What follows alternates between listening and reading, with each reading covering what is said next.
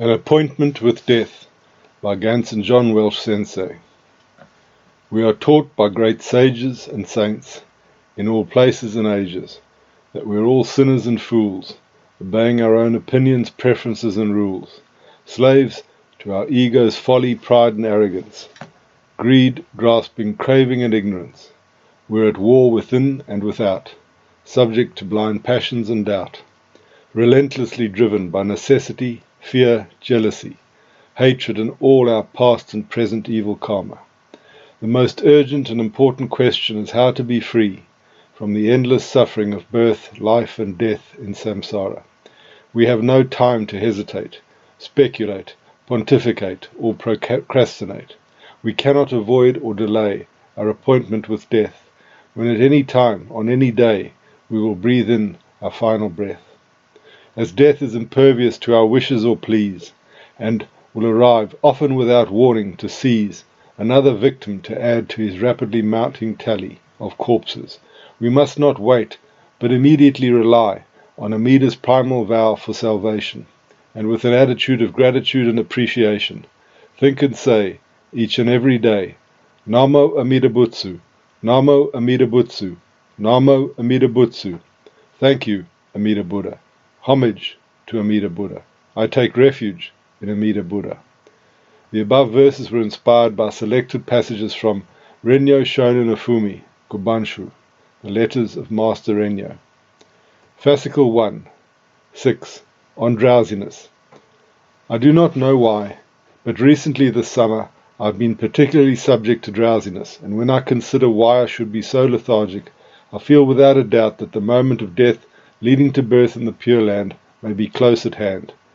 This thought makes me sad, and I feel in particular the sorrow of parting, and yet to this very day I prepared myself with no lack of care, thinking that the time of birth might be imminent.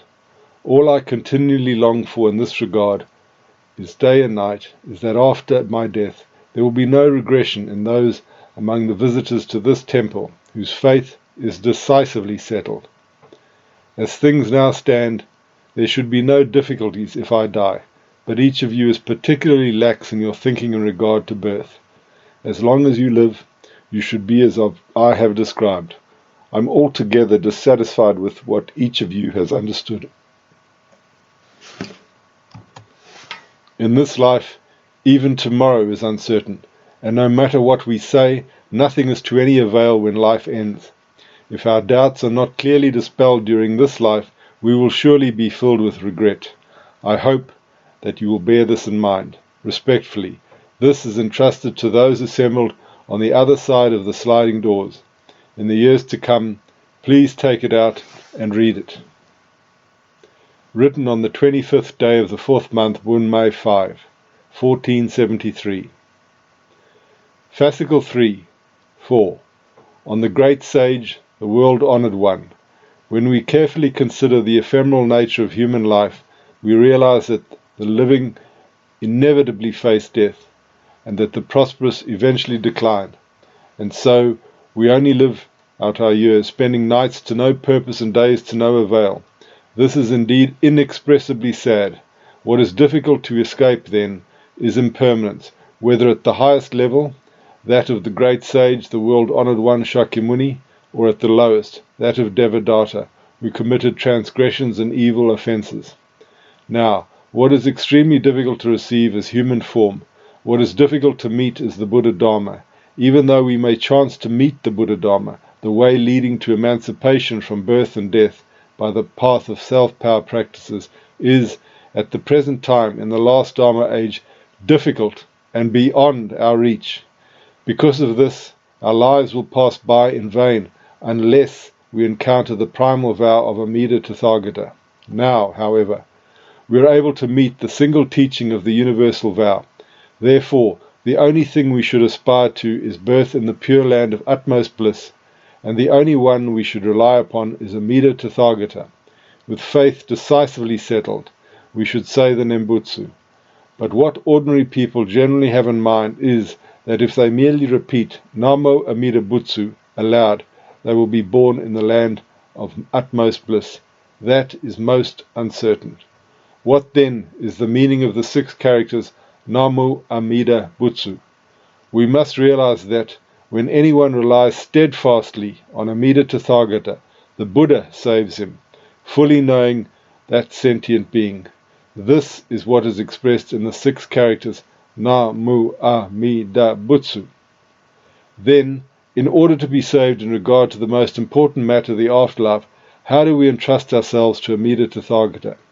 The answer is that when we entrust ourselves without any worry or double-mindedness, casting away all sundry practices and miscellaneous good acts, and relying on Amida Tathagata single-heartedly and steadfastly, Amida sends forth his light and embraces within it the sentient beings who rely on him. This is called receiving the benefit of Amida Tathagata's embracing light. It is also called receiving the benefit of the vow that never abandons us. Once we have been received in this way within Amida Tathagata's light, we will be born immediately into the true and real fulfilled land when life is spent. Let there be no doubt about this. Besides this, what good would it do to rely on other Buddhas or to perform meritorious good deeds? How wonderful and gracious Amida Tathagata is!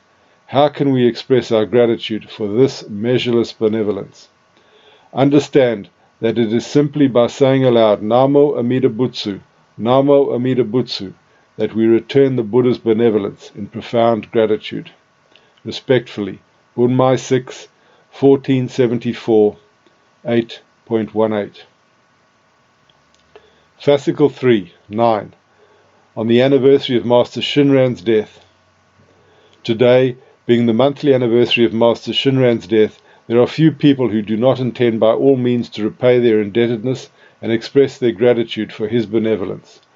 What everyone must understand, however, is how difficult it will be for people to conform to the intention of our Master if, as in the case of practitioners who have not attained true and real faith through the power of the primal vow, and in whom the settled mind is yet to be realized, or shinjin, they make the visit perfunctorily, for today only, and think that what is essential in the Shinshu is just fulfilling the members' meeting place, or just filling the members' meeting place.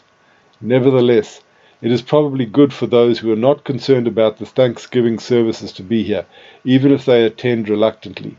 Those who intend to come without fail on the 28th of every month must understand that people in whom the settled mind is yet to be realized, shinjin, and for whom the customary ways of faith are not decisively established, should by all means quickly attain other power faith based on the truth and reality of the primal vow, thereby decisively settling the birth that is to come in the fulfilled land. It is this that they will truly accomplish their own resolve to repay the indebtedness and express their gratitude for the Master's benevolence. This also means that, as a matter of course, their objective of birth in the land of utmost bliss is assured. It is, in other words, entirely consistent with what is expressed in Shandao's commentary, Oja Razanga, T47, 4428. To realize faith oneself and to guide others to faith is the most difficult of all difficulties. To tell of great compassion and awakened beings everywhere is to truly respond in gratitude to the Buddha's benevolence. Although more than 100 years have already passed since the Master's death, we gratefully revere the image before our eyes, and although his benevolent voice is distant, separated from us by the wind of impermanence, his words of truth have been directly transmitted by his descendants. They resound with clarity deep in our ears.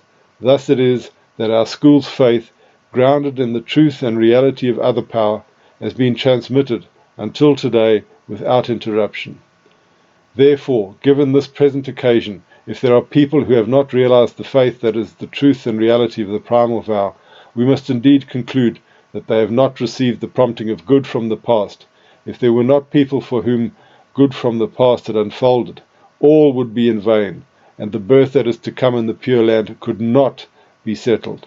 This would be the one thing to be lamented above all else. And yet, although it is now difficult to encounter the one way of the primal vow, we are, on occasions, able to meet the supreme primal vow. This is indeed the joy of all joys. What could compare with it? we should revere the primal vow. We should entrust ourselves to it. People who thus overturn the evil delusions that have persisted in their minds over time, and are then and there grounded in other power faith, based on the ultimate truth of the primal vow, will truly conform to the Master's intention. This is, in itself, will surely fulfill our resolve to repay our indebtedness and express our gratitude for the Master's benevolence today. Respectfully, written on the 28th day of the 5th month, Bunmai 7, 1475. Fascicle 4, 2. On the allotted span of life.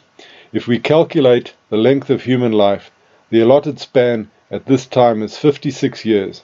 At present, however, it is indeed noteworthy for a person to have lived to be 56. Given this, at 63, I am already well into the years of decline. By my count, my life has already been extended by 7 years. I feel uneasy on this point as to what sort of illness I may encounter in meeting the conditions leading to death, this being the working effect of karma from the past. This is something that certainly cannot be predicted. In particular, as I observe the present state of affairs, it is clear that because this is a time of instability, human sorrow exceeds all imagination. If this is a world where we can surely die at once if we want to die, why have I lived on until now?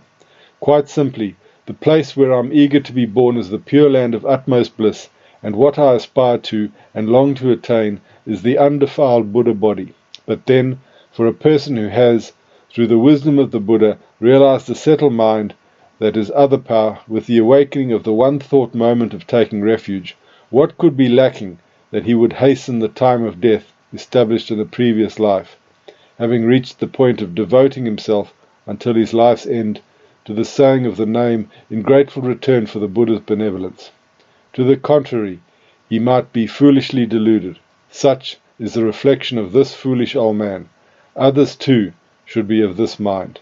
The way of the world is, above all, that we continue on as if unaware of the uncertainty of life for young and old alike. Existence is as ephemeral as a flash of lightning or the morning dew, and the wind of impermanence may come even now. Yet we think only of prolonging this life for as long as possible, without ever aspiring to birth in the Pure Land in the afterlife. This is inexpressibly deplorable. From today, we should quickly entrust ourselves to Amida Tathagata's primal vow of other power, steadfastly taking refuge in the Buddha of immeasurable life. We should aspire to birth in the true and real fulfilled land, and repeat the Nenbutsu, saying the name of the Buddha. Respectfully. When these thoughts suddenly came to mind, I wrote them down quickly, finishing before 7 in the morning, on the 17th day of the 9th month, Bunmai 9, 1477. Honen Rennyo, age 63. Though written to be left behind, this is a letter that simply flowed from the brush. Phrases here and there may indeed seem strange.